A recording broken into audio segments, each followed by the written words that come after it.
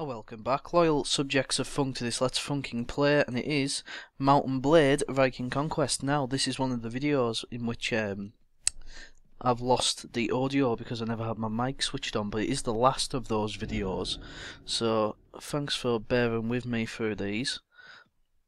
And this will be the last of those videos because I'll never make that mistake again.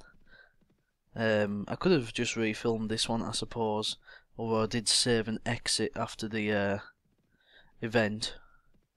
But the thing about Mountain Blade is that I could play on my own for about 5 hours and record half an hour, and it would still make very much the same sense as long as I hadn't gained anything massive like in another estate or something like that.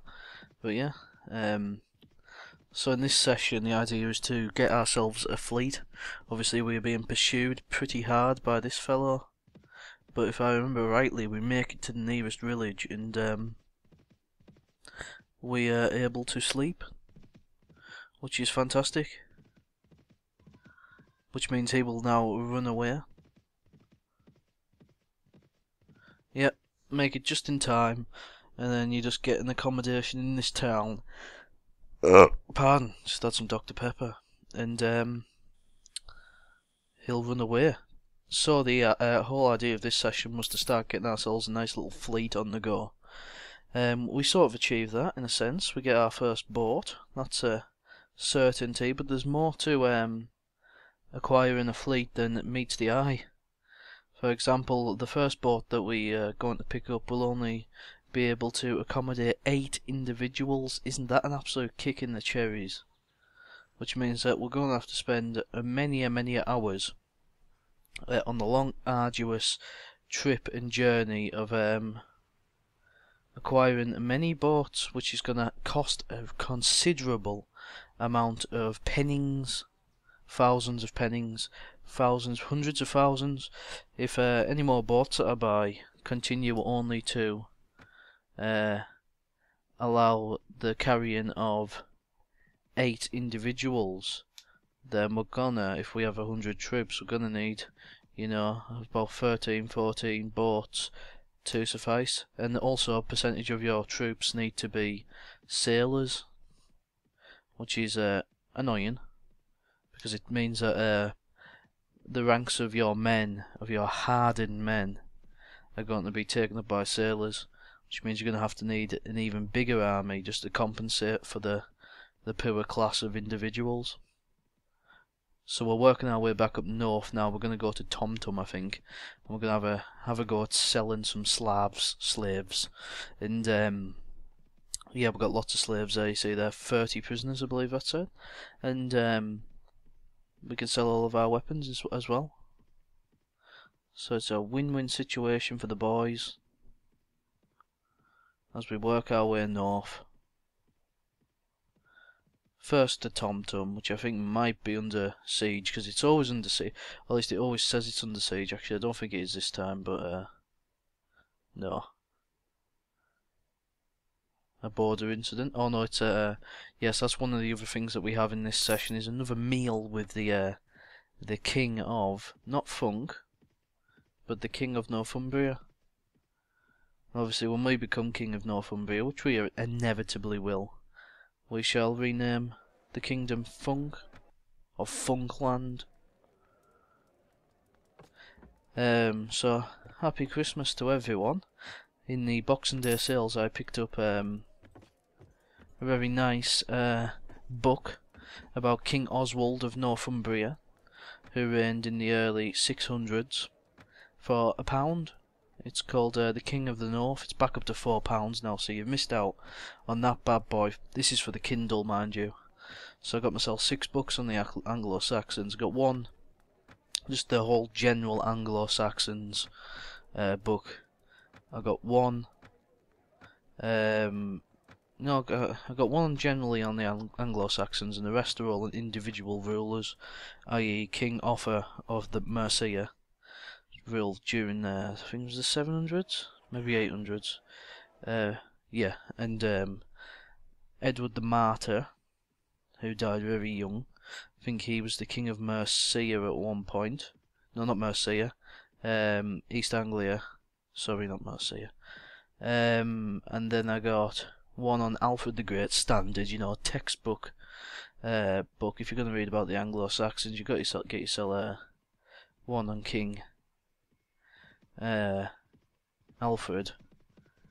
So we've got that. We've got one on King Ethelstan, who was the first king of a united England.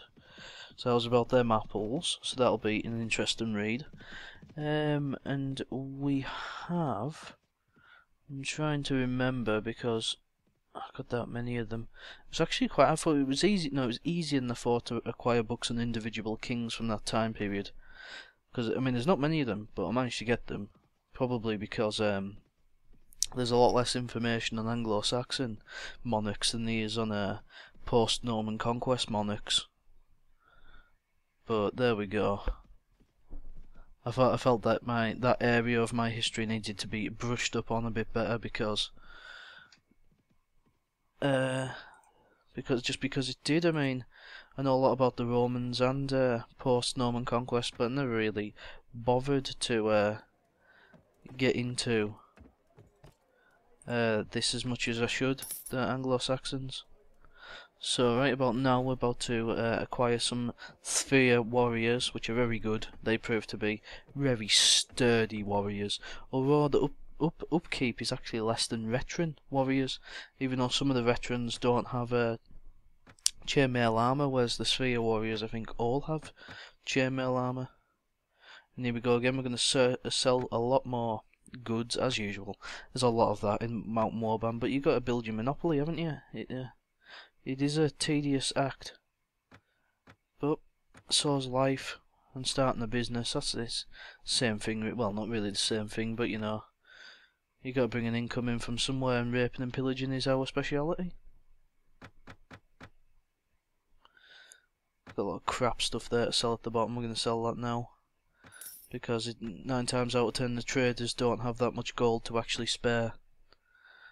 So you're pushing it sometimes to actually sell all of your goods. So it's not really worth putting skill points in trade, because it just means you have a lot of loose baggage to carry about.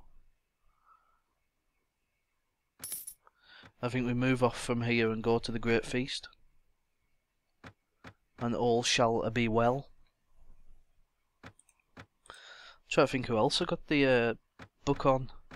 I haven't got one on Harold. But then again, Harold was only king for about 2 years, I think.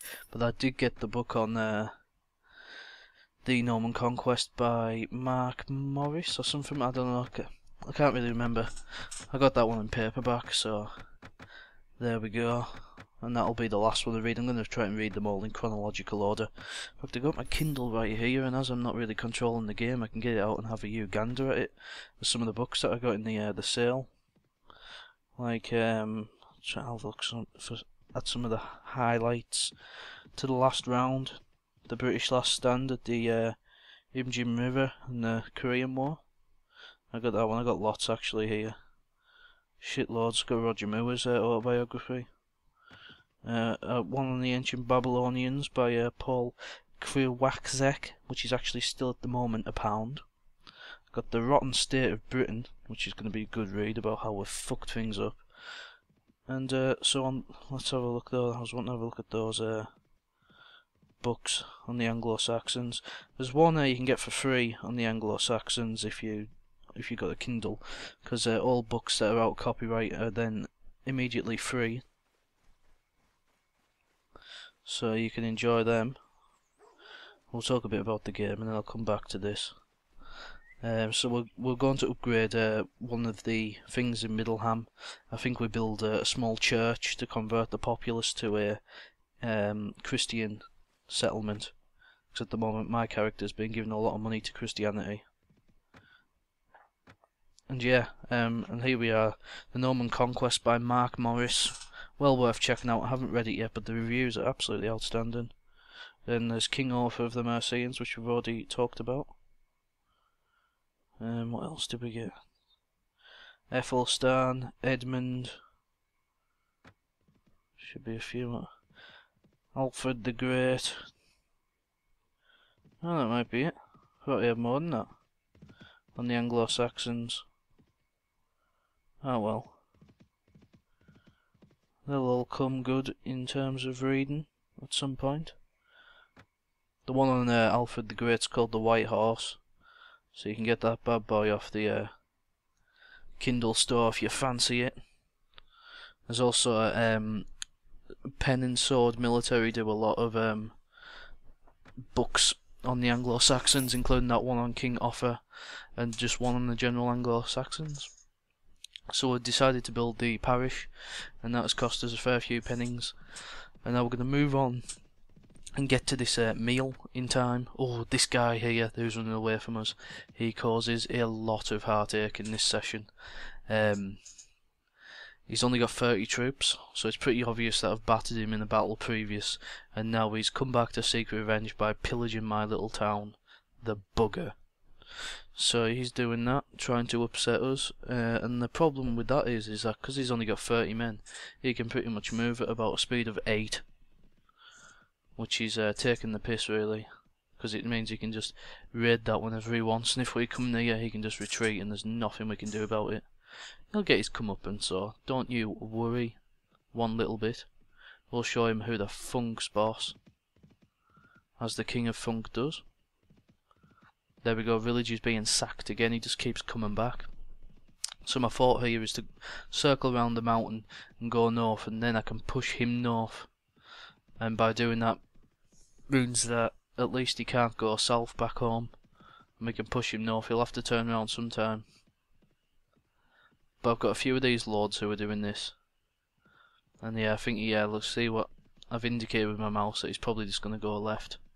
But there's a few lords that are after me for vengeance, and they've destroyed a few of them now. I think 3 or 4 of them.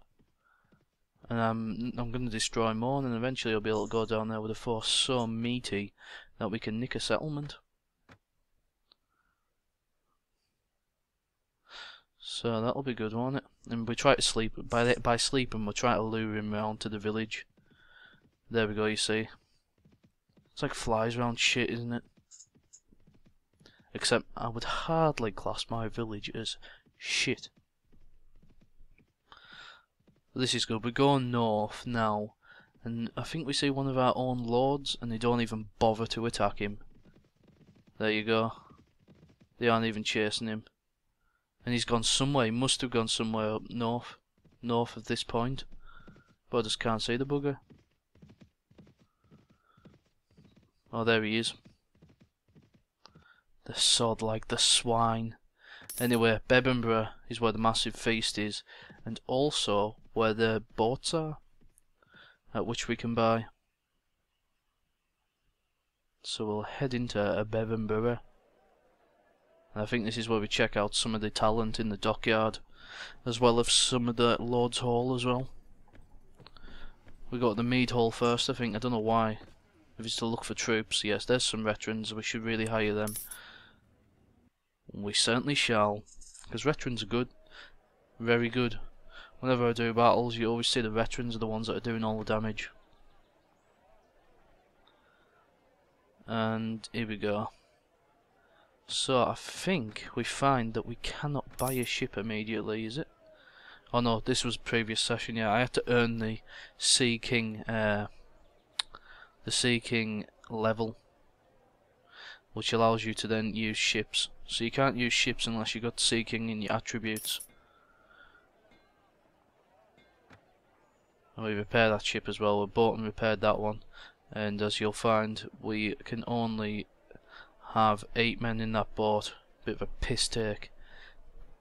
But I suppose Mount & Blade's always been a slow game for building. It's always been a slow one, so it just means that we have to do more battles, acquire more loot and booty, and eventually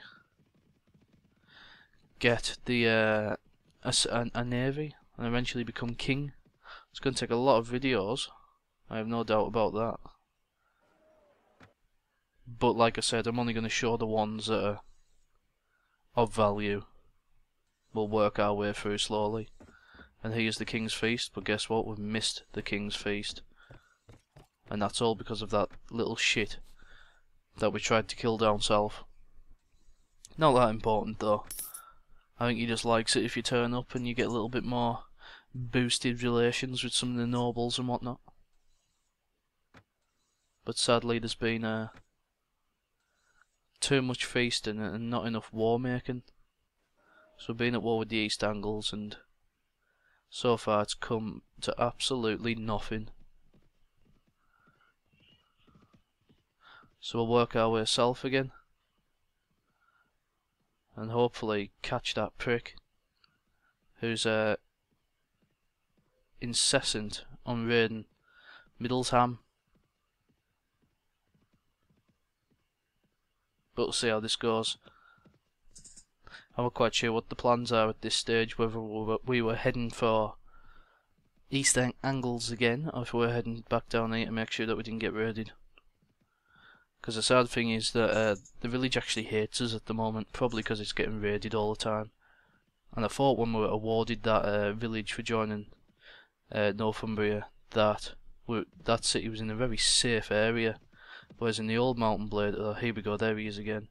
I've spent a lot of time in the old Mountain Blade, being gifted villages that are right on the frontier and ripe for raiding. But I thought this one was safe as houses, and we could get a good, decent annual income from it. So we sleep again. Oh, and we've read Alexander the Great, so that's noteworthy. It's apparently the first book I've read on Mountain Blade Warband. Not true, but for some reason it's never given me that achievement before. Unless I know I have played a lot more Fire and Sword than I have Mountain Blade. So I might not have actually read a book on Warband, but definitely on Fire and Sword.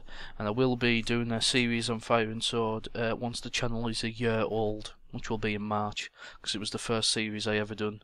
I've done 7 videos of it back in a long time ago. So we're gonna redo it, that series, and get it right this time, because the microphone that I had was shite. Everything that I had was shite. Computer was same computer actually, worse RAM though. But this is our chance to. I just thought with coming up to a year anniversary, it would be beneficial to try that again. And thus we leave. But we do muck about here for a while because we're trying to take down that bugger. We don't want our village raided all the time, because if you had a look there, the approval rating is very low. It's about -11 or something. Despite the fact that we're probably the most tactically capable lord in the game, partly because we're human and not an AI. Oh, pardon, that's Dr. Pepper for you. Where are we heading now? I think we get another message saying that the village is going to be raided. So we turn around, but I'm not totally sure on that. There we go, our village is under attack. So we find ourselves in yet another sticky situation. So we'll talk about a little bit about the future of the channel, and obviously, eventually when I get a camera we'll start doing some vlogs.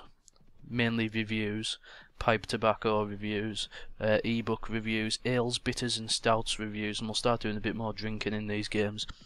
In actually these 3 videos I've done where I've lost the microphone audio, I was actually drinking Guinness in it, and very upset me because we haven't done that in a while, and I know it was my trademark in the early videos. I know there's a lot of new subscribers who don't really will know about the massive amounts of alcohol consumed on this channel, but there's always time for that in the future.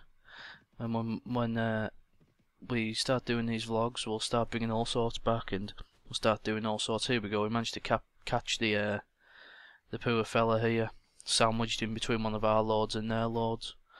So I have to thank Harold for that huge helpful gesture, which means we can trap this bugger and then move south. I think we have to rotate the camera here to actually be able to click on the man in question. There he is. Right. Now I click off this, I think, because I was confused by the dialogue that we were offered, because it seemed that that was the sort of dialogue you'd have with a friend, so I had to make sure I was clicking on an enemy. I think we just go ahead and show him who's boss. It's a quick battle, no doubt about that, and it's a quick battle, it's an easy battle, and the camera freezes occasionally because obviously things have to load in first time, but one day I'll have a PC that'll boss every single game in the world, especially if the channel keeps growing as it has done recently. We'll be able to buy ourselves a massive throbbing machine, which will be a huge bonus, because if there's one thing I can't stand is not having a good machine. No, there's one thing that I can't stand about other YouTubers, and I've seen this, and some of them have gone on a good steady income, and they had the cheek to put a crowdfunder on for a microphone when they had 100,000 subscribers. I mean, what the fuck is that about? Right, slapping the cherries for subscribers. And also, if you want to give me some feedback on how this voiceover has worked as opposed to my live commentary, then do, because I suppose it's a good opportunity to try this sort of thing out when this has went wrong. But yeah, I'm not going to tell you which YouTuber that was, but he put a crowdfunder up for a £300 microphone rig or something like that, because I don't know what argument he made. They seem to be still living with his parents as well, so how could you not afford to put some of the money that you've earned back into your YouTube channel when you've got 100,000 subscribers? 100,000? Now that is, you're making a living off that, I'll tell you that for nothing. If I'm making about $20 a week or something off doing these videos, which I'll be honest, I've got less than 200 subscribers at the moment, but it's grown fast, thankfully. The hard work has paid off after almost about 9 months of YouTube. We have managed to amass a massive 170 odd subscribers as of this point. That means 90 odd have came in the last 2 weeks. So thank you very much. Makes my loins throb. We lost the horse at this point, but luckily it meant nothing, because sometimes the horse can die permanently or be crippled or whatever, but we got away with it, and the horse is going to come back and help us in the following sessions. So we're almost at the end of this battle now. I hate it when you don't have a horse, it's horrible. But we might as well just sit here and not do anything, because these are actually my allies' troops, because there's no point. And I think we share some of the booty. Oh, we got some troops as well, some prisoners, which really pleased me. It's nothing like when you get to release some prisoners. It feels great. And we take some prisoners which we can sell, obviously, to buy more boats in the future. And that's absolutely Bobby Dazzler, do you not think? Return. Right, so there we go. We're coming to the end of this Let's Funk King play right now, and I have to thank you all for watching and bearing with me while the microphone doesn't work. That'll be fixed in the very next video, and yeah. So thank you for watching, loyal subjects of funk. You've been brilliant, and I will catch you guys in the next session of Let's Funking Play Viking Conquest. A goodbye.